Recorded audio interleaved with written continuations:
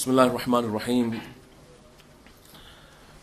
جو گفتگو آپ کے سامنے چل رہی ہے وہ ہے مومنوں کے صفات کے بارے میں، اور آپ کے سامنے ابھی ایک صفت کا جو مومن کے اندر جو ہے ریکوائرڈ ہے وہ توکل ہے، جس کے بارے میں ابھی گفتگو ہو گئی۔ ایک صفت جو ہے جو مومن کے اندر پائی جاتی ہے،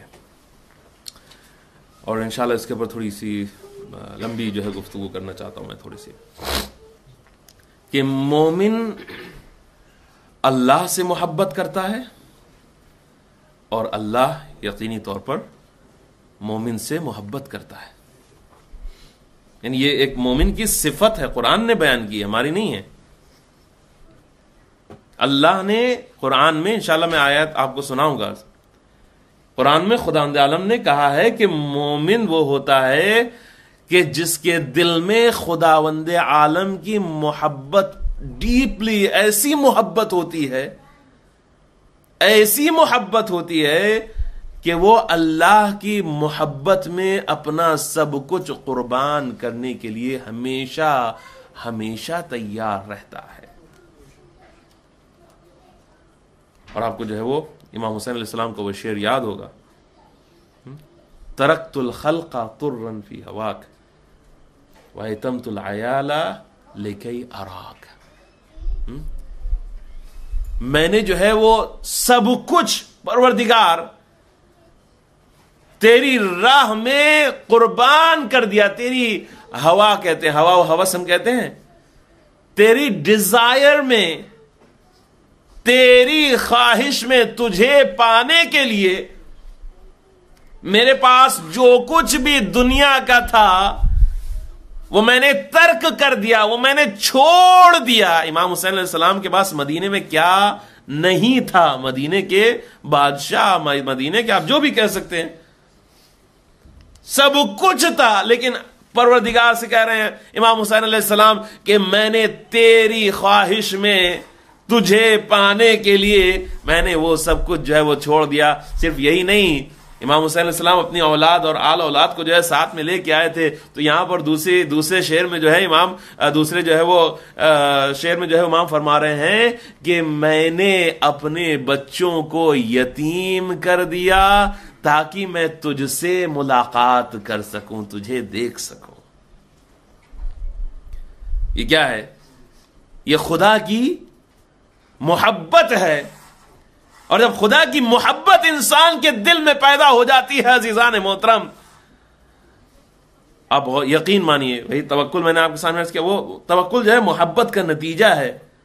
جب محبت پیدا ہو جاتی ہے تو توکل اپنے آپ جو ہے وہ آ جاتا ہے۔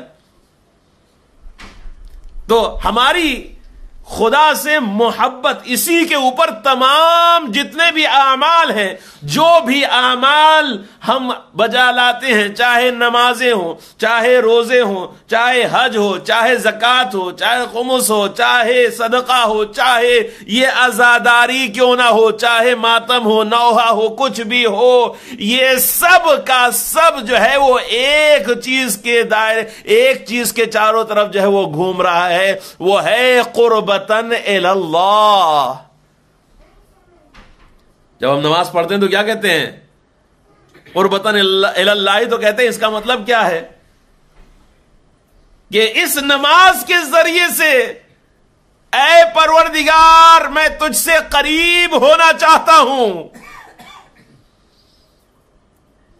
یہ روزہ ہم جب صبح جو ہے نیت کرتے ہیں تو کیا کہتے ہیں؟ تجھ سے قریب ہونا چاہتا ہوں، قربتاً الی اللہ، اللہ سے قریب ہونے کے لیے۔ حج کے اوپر جاتے ہیں تو یہی نیت کرتے ہیں۔ تو اسی طرح سے اور بھی دوسرے جو اعمال ہیں، آپ جب عزاداری کے لیے تشریف لائیں تو اسی نیت کے ساتھ آئیں کہ قربتاً الی اللہ، اللہ سے قریب ہونے کے لیے میں جا رہا ہوں مجلس میں شرکت کرنے کے لیے۔ میں جب ماتم کرتا ہوں تو قربتاً الی اللہ ہونا چاہیے ہے، میں اللہ سے قریب ہونے کے لیے ماتم کر رہا ہوں۔ میں جب جو ہوں کوئی بھی جب دعا پڑھتا ہوں تو یہ بھی نیت ہونا چاہیے کہ پروردگار میں تجھ سے قریب ہونے کے لیے اس دعا کو کر رہا ہوں. تو اگر یہ چیز انسان کے دل میں پیدا ہو جائے تو یقین مانیے کہ اللہ کی محبت سے وہ محروم نہیں ہوگا. اللہ کو بہت پسند ہے کہ کوئی انسان اپنے آپ کو اس کے حوالے کر دے. افوض امری الی اللہ، ہم کہتے ہیں نماز میں عام طور سے، یہ آیت ہے قرآن کی، افوض امری الی اللہ ان اللہ بصیر بالعباد. اے اللہ میں اپنے آپ کو تیرے حوالے کرتا ہوں، تو بہتر جانتا ہے کہ میرے لیے کیا اچھا ہے اور کیا بہتر ہے کیا نہیں ہے. افوض امری الی اللہ، اس کا مطلب یہی ہے، التفویض الامر الی اللہ کا مطلب یہی ہے کہ انسان کے دل میں اللہ کی محبت ہو جائے. آپ کو پتا ہے کہ ایک بچہ جو ہے اپنی ماں کی آغوش میں ایک دم سکون سے سو جاتا ہے. ایک ماں کی آغوش میں سکون سے سو جاتا ہے، اس کو کسی چیز کی پرواہ نہیں ہوتی ہے. ہوتی ہے نہیں ہوتی ہے. اور آج بھی جب آپ ماشاءاللہ جب بزرگ بھی ہو گئے ہیں، بڑے بھی ہو گئے ہیں، آج آپ کے پاس ماشاءاللہ کوئی پوسٹ بھی ہو سکتا ہے اور پوزیشن بھی ہو سکتی ہے کہ بہت اونچی کوئی جو ہے پوسٹ ہے اور پوزیشن ہے لوگوں کی نظروں میں، لیکن جب آپ کو سکون کی تلاش ہوتی ہے، جب آپ کو پیورٹی خلوص کی تلاش ہوتی ہے، تو آپ دوسروں کے پاس نہیں جاتے ہیں، آپ اپنی ماں کے پاس آتے ہیں اگر ماں زندہ ہوتی ہے، کہ یہ وہ ہے کہ جو مجھ سے جو محبت کرتی ہے میری دولت کی وجہ سے نہیں کرتی ہے، میری پوسٹ کی وجہ سے نہیں کرتی ہے، میری پوزیشن کی وجہ سے نہیں کرتی ہے، میں اچھا انسان ہوں اس وجہ سے نہیں کرتی ہے، میں برا انسان ہوں اس وجہ سے نہیں، کچھ بھی نہیں، صرف پیور محبت کرتی ہے. ہوتا ہے کہ نہیں ہوتا ہے؟ آپ اس کے بعد سکون سے جا کے دل کی جو کچھ بھی بات ہوتی ہے، جو اچھا بھی کیا ہے وہ بھی بتا دیتے ہیں، جو برا بھی کیا ہے وہ بھی بتا دیتے ہیں. کوئی ڈر نہیں ہوتا ہے، کوئی خوف نہیں ہوتا ہے. ہوتا ہے نہیں ہوتا ہے؟ اب یہ سمجھ لیے کہ خدا کی محبت جو ہے 70 ٹائمز جو ہے وہ ماں سے جو ہے وہ زیادہ ہے. 70 ٹائمز. یہ تو 70 ٹائمز تو خالی سمجھانے کے لیے ہے، صرف سمجھانے کے لیے ہے کہ ایک ماں اتنی محبت کرتی ہے اپنے بچے سے کہ اپنے آپ کو قربان کرنے کے لیے تیار ہے، بھوکی رہنے کے لیے تیار ہے، خود جو ہے وہ اپنے لیے پریشانیاں اور مصیبتیں برداشت کرنے کے لیے تیار ہے، لیکن اپنے بچے کو کبھی احساس نہیں ہونے دیتی ہے کہ اس کو کسی چیز کی چاہے کچھ بھی تڑپ ہو، ضرورت ہو، کچھ بھی ہو، وہ اس کو پورا کرنے کی کوشش کرتی ہے، کچھ بھی ہو جائے. اور اسی پیور محبت کو ایک بچہ ریکگنائز کرتا ہے، پہچانتا ہے. ابھی آپ کو میں آگے لے کے آنا چاہ رہا ہوں کہ یہ محبت ایک بہت ہی پیور چیز ہے اور اسی کی ڈیمانڈ ہم سے کی گئی ہے. محبت کیا چیز ہے؟ اتنی پیور چیز ہے کہ میں آپ کے سامنے عرض کروں کہ اس پوری کائنات کی خلقت جو ہے وہ اسی محبت کی وجہ سے ہی ہوئی ہے. آپ کو حدیث یاد ہے نا؟ حدیث قدسی رسول سے کیا کہا تھا؟ لولاک لما خلقت الافلاک. اے محمد اگر آپ نہیں ہوتے تو ان افلاک کو، اس یونیورس کو میں پیدا ہی نہیں کرتا. لولاک لما خلقت الافلاک، لولا علی لما خلقتک، لولا فاطمہ لما خلقتکما. اگر علی نہ ہوتے تو آپ کو نہ خلق کرتا، اگر فاطمہ نہ ہوتی تو آپ دونوں کو ہی خلق نہیں کرتا. تو یہ جو پوری کائنات ہے وہ کس چیز کی وجہ سے خلق ہوئی ہے؟ محبت کی وجہ سے ہی تو خلق ہوئی ہے. تو محبت ایک ایسی چیز ہے کہ جس کی جو اتنی امپورٹنٹ ہو سکتی ہے کہ جس کی وجہ سے خداوند عالم اس پوری کائنات کو پیدا کر سکتا ہے. اتنی اہم چیز ہے. ایک اور سوال میں پوچھتا ہوں آپ سے، خداوند عالم نے اجر رسالت کے طور پر کیا مانگا؟ ذرا سا غور کیجیے. اجر رسالت کے طور پر کیا کہا؟ نمازیں پڑھ لینا، روزے رکھ لینا، حج کر لینا، زکوٰۃ دے دینا. کیا کہا؟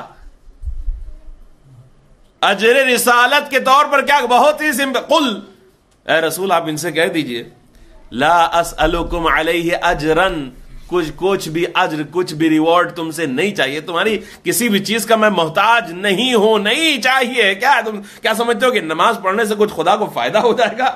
کچھ تھوڑی سی چیریٹی تم نے دے دی اور سوچتے ہوئے کہ خدا کو اس سے کچھ مل جائے گا، اس کے بینک میں جو ہے وہ اکاؤنٹ میں جا کے جمع ہو جائے گا؟ نہیں، یہ سب کچھ نہیں، اس کو چاہیے ہی نہیں۔ تم ہو کیا؟ اسی کی دی ہوئی چیز اس کی طرف پلٹانے کی کوشش کر رہے ہو، جو میں نے آپ کو پھینک کے دی ہو کوئی چیز اور آپ مجھے جو ہے وہ لا کے واپس کرے، میں کہوں گا یہ کیا ہے، تو میں نے پھینک دی ہے تم کو۔ تو یہ نعمتیں جو تم کو دی ہے یہ میں نے یوں ہی دے دی ہے تم کو، تم یہ ان نعمتوں کو مجھ کو واپس پلٹانے کی کوشش کر رہے ہو، سوچو کہ یہ جو ہے وہ خدا اس سے جو ہے وہ خوش ہو جائے گا، خدا کو اس کی ضرورت ہوگی۔ نہیں، تمہاری عبادتوں کی کوئی ضرورت نہیں ہے، تمہاری دولتوں کی کوئی ضرورت نہیں ہے، تمہارے جیسے لاکھوں کروڑوں اربوں آئے اور چلے گئے، ان کا آج نام و نشان بھی مٹ چکا ہے، ان کا کوئی نام لینے والا بھی نہیں ہے، کوئی جانتا بھی نہیں ہے۔ ورلڈ وار 1 اور 2 میں جو ہے کتنے چلے گئے، ملینوں چلے گئے، آپ جو ہے وہ جا کے دیکھیں تاریخ میں نام لکھے ہوئے ہیں، نام تک کے کسی کو پتہ نہیں ہے۔ تو تمہارے جیسے کتنے آئے کتنے چلے گئے، یہ نہ سوچو کہ تم کچھ ہو، کچھ نہیں ہو۔ تو نہ تمہاری نمازیں چاہیے، نہ تمہارے روزے چاہیے، نہ تمہاری دولت چاہیے، نہ تمہاری عبادتیں چاہیے، کچھ نہیں چاہیے ہے۔ قل لا اسألکم علیہ اجرا الا المودۃ فی القربى، تم سے یہ صرف چاہتے ہیں کہ تم محبت کرو، محبت سے اس کا ایک اور درجہ بڑھا ہوا ہے، مودت کرو میرے قربا سے۔ ایک صلوات پڑھیں محمد و آل محمد پر۔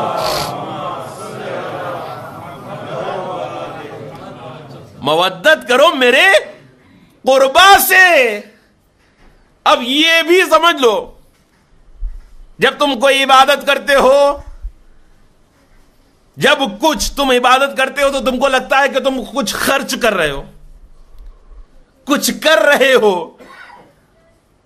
مثال کے طور پر میں نماز پڑھنے کے لیے آؤں تو میرے 15-20 منٹ نکل جاتے ہیں، تو مجھے لگتا ہے کہ میں اپنا کچھ دے رہا ہوں، ٹائم ہی دے رہا ہوں خدا کو، ایسا لگتا ہے کہ، لیکن خدا نے کہا کہ میں تم سے ایسا اجر رسالت مانگوں گا کہ اگر تم کرو گے تو اس کا بھی فائدہ تم ہی کو پلٹ کے ہونے والا ہے۔ سمجھنے کی کوشش کرو، محبت اگر تم کرو گے اہل البیت سے تو اس کا بھی فائدہ تم ہی کو ہوگا۔ تو اجر رسالت کیا چیز بنی؟ محبت۔ اجر رسالت محبت بنی ہے۔ اور پھر اس کے بعد جو ہے وہ محبت ایک ایسی چیز ہے کہ اگر اس محبت کے ساتھ انسان اس دنیا سے چلا جائے، خدا کی محبت، اہل بیت کی محبت کے ساتھ، اس یعنی حقیقی اور سچی محبت کی بات کر رہا ہوں، خالی یہ ڈھکوسلے والی اور زبانی دعووں والی محبت نہیں ہے۔ جب آئے تو محبت کے نام لے رہے ہیں، بہت محبت کرتے، کبھی جو ہے وہ کوئی مصیبت آ گئی، مشکل آ گئی تو بھی سب سے پہلے بھاگنے والے جو ہیں، جو دوسروں کو چڑھاتے ہیں کہ یہ بھاگنے والے لوگ ہیں، وہی جو ہے وہ بھاگ جاتے ہیں۔ وہ اس والی محبت کی بات نہیں کر، اصلی محبت کی بات کر۔ اصلی محبت اگر ہو جائے تو سن لیجئے، من مات علی حب آل محمد مات شہیدا مات مغفورا۔ اور اس بہت لمبی، اچھی خاصی لمبی حدیث ہے یہ۔ مر جائے اگر اس محبت کے ساتھ، اصلی پیور پاک محبت، میں نے کہا نا آپ کے ساتھ، آپ کے سامنے، پیور محبت کے ساتھ مر جائے تو اس کی مغفرت حتمی ہے، شہادت ہے اس کی موت، چاہے وہ بستر کے اوپر مرے، اس کی موت شہادت کی موت ہے، شہادت کی موت ہے۔ اور جنت اس کے لیے ایسے ہی، وہ جنت کی طرف لے جائے گا، یہ نہیں ہے جس طرح سے دلہن کو انسان کے پاس، دولہا کے پاس لایا جاتا ہے، اس طرح سے جنت کو اس کے پاس لایا جائے گا۔ یہ سب محبت ہے۔ تو کہا گیا کہ محبت کو پیدا کرو۔ عزیزان محترم، آج جو مسلمانوں کو سب سے اہم چیز جس کی ضرورت ہے وہ ہے محبت اپنے دلوں میں پیدا کرنا۔ پتہ نہیں یہ ایمان ان لوگوں کا کون سا جارحیت اور ظلم والا ایمان ہو گیا ہے کہ جس کے اندر محبتوں سے دل خالی ہیں. گردنوں کو ایسے ہی کاٹ دیتے ہیں کہ جیسے کہ جو ہے وہ انسان نہیں ہے، کوئی گاجر مولی ہے کوئی. یہ کون سی محبت ہے؟ یہ کون سا ایمان ہے؟ آج دلوں میں جگہیں نہیں ہیں. اس کی وجہ یہ ہے کہ محبت اصلی والی جو خدا کی محبت ہے وہ انسان کے اندر، جو مسلمان اپنے آپ کو کہتے ہیں، ان کے دل میں نہیں پائی جاتی ہے محبت. اگر وہ دل میں محبت پائی جاتی ہوتی تو یقین مانیے ان کا نقشہ کچھ اور ہی ہوتا. اگر اسی طرح سے پیغمبر نے دین کو پھیلانے کی کوشش کی ہوتی تو آپ کو پتا ہے کہ عرب کتنے رف قسم کے لوگ تھے، کتنے رف، کتنے روڈ قسم کے لوگ تھے، آپ سوچ بھی نہیں سکتے ہیں. روایتوں میں ملتا ہے کہ پیغمبر کی ابا کو آ کے یوں ہی کھینچ لیا، محمد مجھے جو ہے وہ یہ گیہوں چاہیے ہے، مجھے یہ چاہیے وہ چاہیے، یوں ہی. اور پیغمبر جو ہے مسکرا کے جواب دے رہے ہیں. نشان پڑ گیا ابا کا، اس طرح سے کھینچا اس کو، لیکن پیغمبر نے کچھ نہیں کہا. اگر وہی پلٹ گئے تھے کہ تمیز نہیں ہے تجھ کو، جانتا نہیں ہے کہ میں پیغمبر خدا ہوں، بات کرنا نہیں آتی تجھے، وہ اسی دن اسی وقت جو ہے وہ ارے. تو اسی لیے کہا وَلَوْ كُنْتَ فَظًّا غَلِيظَ الْقَلْبِ لَانْفَضُّوا مِنْ حَوْلِكَ.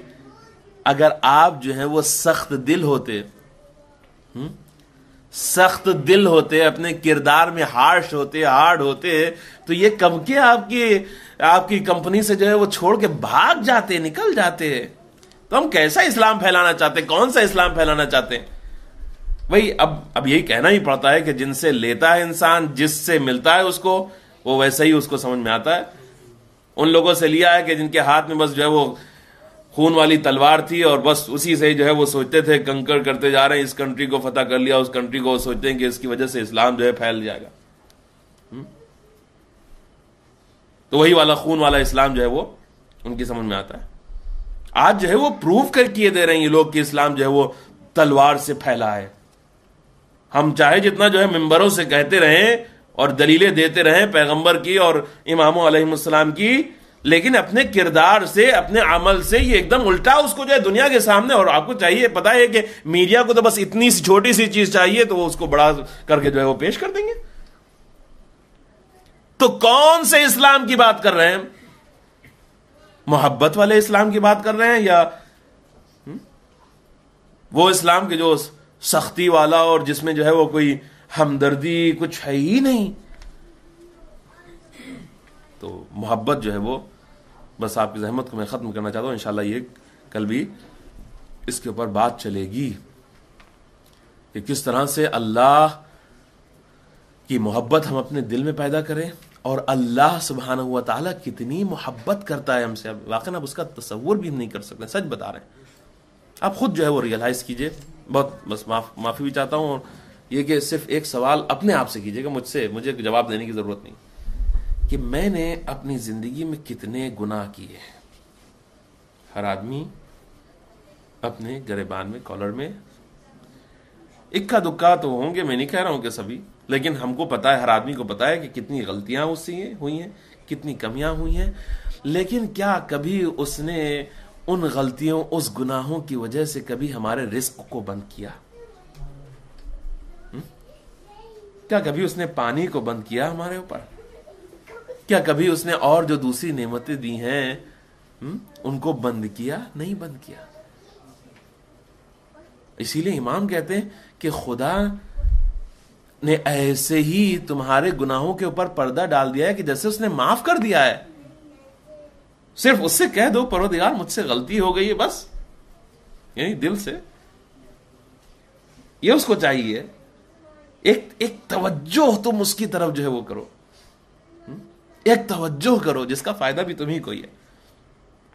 یہ اس کو جو ہے وہ چاہیے. یہ اچھا لگتا ہے کہ جب آپ یا میں رات کے اندھیروں میں صرف اس کے لیے سجدے کے لیے سر کو رکھ دیتے ہیں، اس کو بہت اچھا لگتا ہے. وہ ایک سجدہ،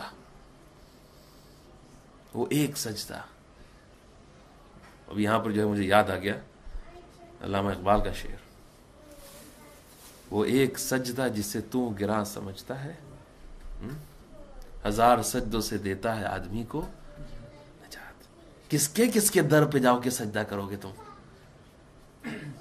کس کے در پہ جا کے بھیک مانگو گے؟ یہی توکل کی بات آ گئی۔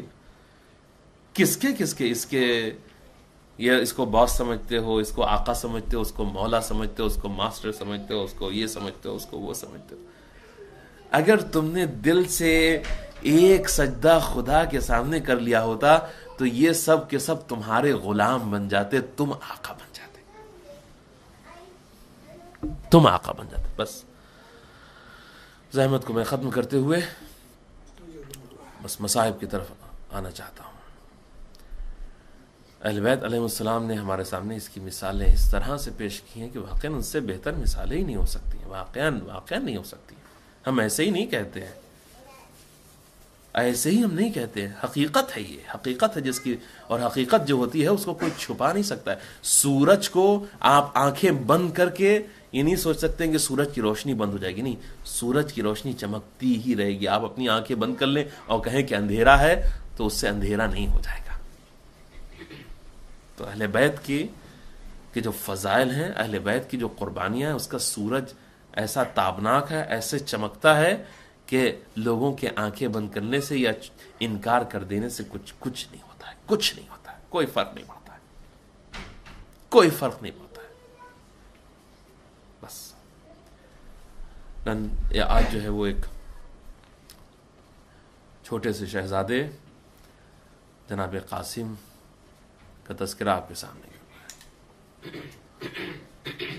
امام حسن علیہ السلام کے یتیم صاحبزادے جناب قاسم کہ جن کی عمر بہت کم 13-14 سال کی بیان کی جاتی ہے، بہت کم عمر تھی، لیکن اہل بیت کے گھرانے میں عمر کا کم ہونا اس بات کی علامت نہیں ہے کہ معرفت میں کمی ہوگی۔ ہمارا بچہ جب اگر عمر میں کم ہوگا تو ہم کہیں گے یہ سلی، یہ جو ہے وہ بیوقوف ہے، اس کو پتہ نہیں ہے، کچھ جانتا نہیں۔ اہل بیت کے گھرانے میں یہ بات نہیں ہوتی ہے۔ چھوٹا بچہ بھی ہوتا ہے تو اس کی معرفت کا جو لیول ہوتا ہے اتنا ہائی ہوتا ہے کہ جس کی برابری نہیں کی جا سکتی ہے۔ بس عزاداران مظلوم کربلا، کل 7 محرم ہے اور آپ کو پتہ ہے کہ قافلہ جب چلا تھا، یوں سمجھ لیے کہ جناب قاسم اتنے چھوٹے تھے کہ عورتوں کی جو اہل حرم ہیں ان کی محمل میں ان کو بٹھایا گیا تھا، یعنی اس وقت تک کے بالغ بھی نہیں تھے۔ اور جب کربلا میں آئے ہیں، 4 محرم کو کربلا تشریف لائے ہیں امام حسین علیہ السلام، اور کل کا جو دن ہے 7 محرم، امام حسین علیہ السلام کے اوپر پانی کو بند کر دیا گیا، یعنی کل کے دن سے اہل بیت حرم جو ہے وہ پیاسے ہوں گے۔ تو گزارش یہ ہے کہ ہم کوئی ایسا کام نہ کریں کہ جس سے کسی بھی طرح کی خوشی کا اظہار ہو، بلکہ ہم ایسا کریں کہ اپنے بچوں کو، آپ کے بچے آپ سے آ کے خود پوچھیں کہ آج آپ غمگین کیوں ہیں، آپ کے اوپر آثار غم کیوں نظر آ رہے ہیں، آ کے پوچھیں، یعنی آپ کے اندر سے یہ ظاہر ہونا چاہیے ہے کہ غم کے دن جو ہے وہ شروع ہو گئے ہیں۔ 7 تاریخ سے امام حسین کے گھر پر، امام حسین علیہ السلام کے اوپر پانی کو بند کیا گیا، اور شب عاشور 9 محرم 10 محرم کی جو ہے جو شب ہے، اس تک کے روایت میں ملتا ہے پہنچتے پہنچتے ایک عجب عالم تھا۔ حسین علیہ السلام کے جو خیمے ہیں ان کے اندر بچے جو ہیں وہ العطش العطش کی آوازیں بلند کر رہے تھے، لیکن جناب قاسم کے بارے میں نہیں ملتا ہے کہ جناب قاسم نے کبھی پیاس کی شکایت کی ہو۔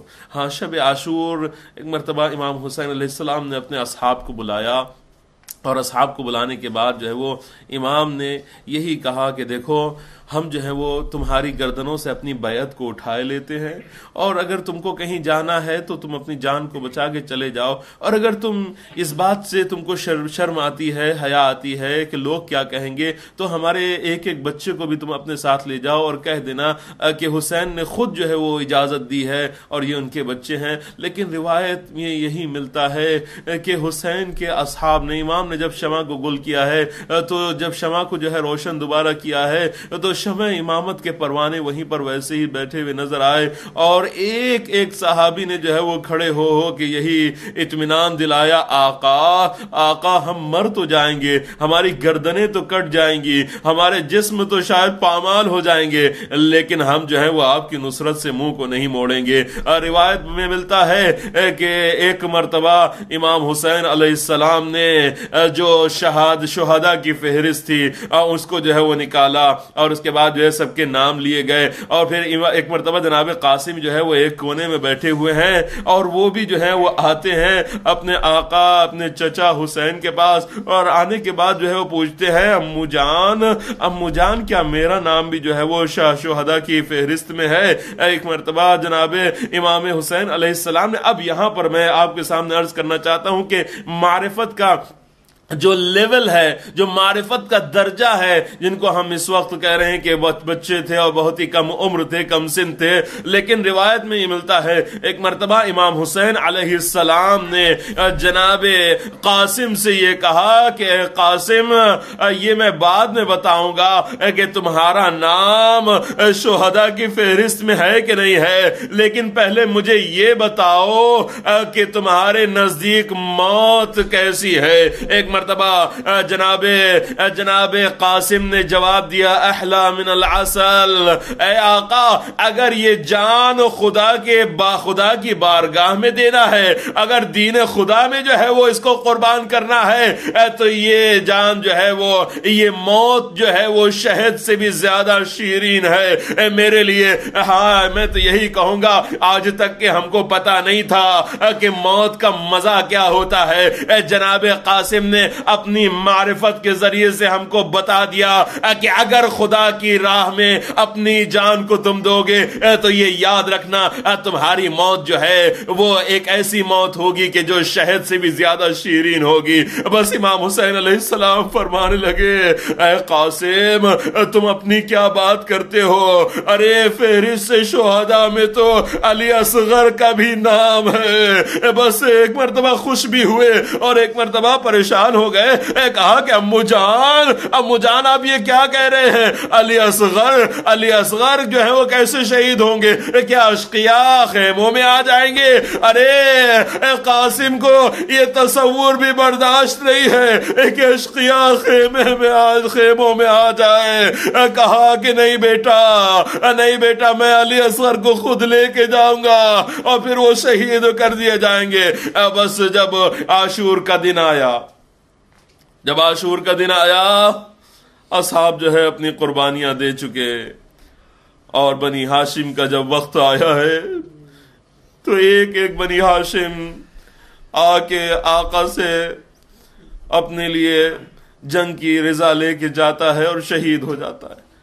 لیکن یہ ملتا ہے کہ جناب قاسم جو ہے برابر امام کے پاس آتے ہیں اور کہتے ہیں کہ امو جان مجھے مرنے کی اجازت دیجئے، اور جتنا تأمل امام نے جناب قاسم کے سلسلے میں کیا ہے اتنا تأمل جو ہے وہ کہیں پر بھی نہیں ملتا ہے۔ بس امام جو ہے وہ جناب قاسم کو منع کر دیتے ہیں کہ بیٹا ابھی رک جاؤ، بیٹا ابھی جو ہے رک جاؤ، بیٹا جو ہے وہ اجازت نہیں مل رہی ہے۔ بس جناب قاسم جو ہے پریشان ہے، جناب قاسم گریہ فرما رہے ہیں، اور روایت بتاتی ہے کہ آ کے ایک مرتبہ خیمے کے اندر بیٹھ گئے اور جو ہے وہ آنسو نکل رہے ہیں اور سر جو ہے وہ جھکائے ہوئے ہیں۔ ایک مرتبہ خیال آیا کہ جب میرا بابا اس دنیا سے گیا تھا تو یہ وصیت کر کے گیا تھا کہ قاسم کے اوپر جب سب سے عظیم مصیبت کا وقت آئے تو ایک تعویذ ہے کہ جو قاسم کے ہاتھ پہ بندھا ہوا ہے اس کو کھول کے اس تعویذ کو دیکھ لے۔ روایت میں ملتا ہے کہ جناب قاسم نے اس تعویذ کو جو ہے وہ کھولا، کہا کہ اس سے بڑھ کے سخت وقت مجھ پر کون سا ہو سکتا ہے۔ جب تعویذ کو کھولا تو دیکھا لکھا ہوا تھا، یہ خط جو ہے وہ حسن ابن علی کی طرف سے اپنے بیٹے قاسم کے لیے ہے۔ بیٹا جب تم اس خط کو کھولو گے تو میرا بھائی حسین کربلا کے میدان میں چاروں طرف سے ظالموں سے گھرا ہوا ہوگا، کہا بیٹا میں تو موجود نہ ہوں گا لیکن تم خود کو میری طرف سے میرے بھیا پر قربان کر دینا. بس اگر کوئی اور ہوتا تو شاید جو ہے وہ پریشان ہو جاتا ہے. یہ میرا بابا جو ہے وہ مرنے کی مجھے خبر دے رہا ہے. لیکن قاسم خوشی خوشی اپنے چچا کے پاس آئے اور آنے کے بعد کہنے لگے امو جان یہ دیکھیے میرے بابا کا یہ خط ہے. بس اب جو دیکھا تو خط میں امام حسین علیہ السلام کے لیے بھی لکھا ہوا تھا اے حسین یہ میری طرف سے چھوٹے سے ہدیے کو قبول کر لو. بس روایت میں ہی ملتا ہے. اور کچھ ذاکرین اکرام جو ہے وہ یہاں پر یہ بھی کہتے ہیں کہ جب امام حسین علیہ السلام نے اس وصیت کو دیکھا تو کہا کہ میرے بھیا نے مجھ سے بھی ایک وصیت کی تھی. کیا وصیت کی تھی؟ کہا تھا کہ تمہارا نکاح میں اپنی بیٹی کے ساتھ جو ہے فاطمہ کبریٰ کے ساتھ کروں. یہ جو ہے وہ ذاکر جو ہے وہ کچھ پڑھتے ہیں. ایک مرتبہ جو ہے وہ لے کے گئے اور لے جانے کے بعد خیمے میں اور جا کے جناب قاسم کا جو ہے وہ عقد پڑھا دیا گیا. بس روایت میں ملتا ہے کہ پھر جب جو ہے وہ عقد بھی ہو گیا اب جو ہے جناب قاسم جو ہے موت کی رضا مانگ رہے ہیں. کہا ابھی بھی اجازت نہیں دیتے ہیں. بہت جب اصرار کیا اب پیروں کے اوپر گر گئے. امو جان اب مجھ سے برداشت نہیں ہے, امو جان مجھے جانے دیجئے. روایت میں یہ ملتا ہے کہ جناب امام حسین علیہ السلام نے جناب قاسم کو اٹھایا اور سینے سے لگایا اور بہت دیر تک کے یہ چچا و بھتیجے روتے رہے. اتنا روئے کہ بے ہوش ہو کے دونوں گر پڑے. اب بس روایت میں ملتا ہے کہ جب ہوش آیا تو اب بڑی مشکل سے جناب قاسم کو اجازت دی ہے. خود اپنے ہاتھوں سے حسین نے رہوار کے اوپر سوار کیا. اور پتا ہے کیا کیا حسین نے؟ جناب امام حسین علیہ السلام نے جناب قاسم کے کرتے کو چاک کر دیا. کیونکہ عربوں میں جب کالر کھلا ہو یا جو ہے وہ کالر جو ہے وہ پھٹا ہوا ہو تو یہ اس بات کی علامت ہوتی ہے کہ یہ انسان یتیم ہے. تو امام نے کہا کہ شاید ان ظالموں کو جناب قاسم کے اس کرتے کو پھٹے ہوئے دیکھ کے یہ پتا ہو جائے کہ یتیم ہے اور شاید رحم کرے.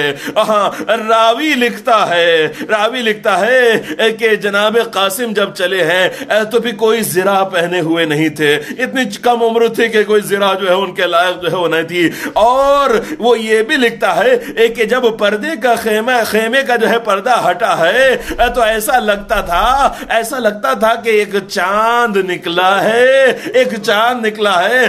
یہاں پر کہا جاتا ہے کہ جو دشمن کی نظر میں چاند جیسا ہو وہ ماں کی نظر میں کتنا خوبصورت ہوگا. بس وہ کہتا ہے کہ ایسا لگتا تھا کہ چاند نکلا بنی ہاشم کا اور ظالموں اور دشمنوں کی بدلیوں میں فوجوں میں جا کے جو ہے وہ چھپ گیا. اور روایت بتاتی ہے کہ جناب قاسم نے بڑی شجاعانہ جنگ کی.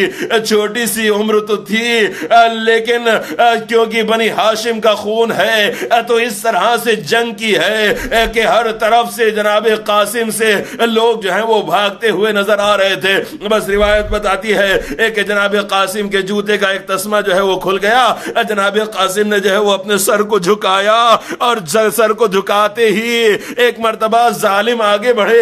ایسا وار کیا ہے کہ جناب قاسم زمین کربلا کی طرف بڑھے اور کہا کہ یا اماں اے میرے چچا ادرکنی اب مجھے بچا لیجئے, آئیے میری مدد کو.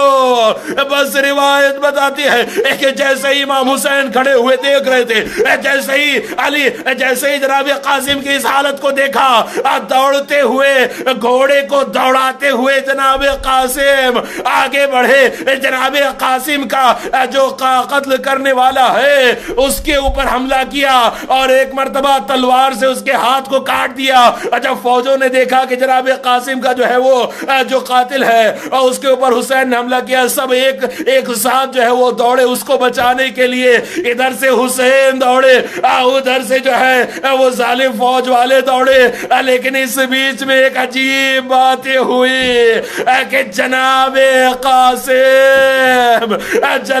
قاسم ابھی مہندی جو ہے وہ آنے والی ہے، ابھی مہندی آنے والی ہے، آپ جو ہے وہ تیار ہو جائیے۔ بس روایت بتاتے ہیں کہ جناب قاسم آوازیں دیتے جاتے تھے، امو جان، امو جان، آئیے میری مدد کو، آئیے میری مدد کو، لیکن روایت بتاتی ہے کہ ادھر کے گھوڑے ادھر، ادھر کے گھوڑے ادھر۔ میں کہوں گا حسین، آپ کی جب لاش پامال ہوئی ہے تو آپ کا سر تن سے جدا ہو چکا تھا، لیکن یہ قاسم زندہ پامال ہو گیا۔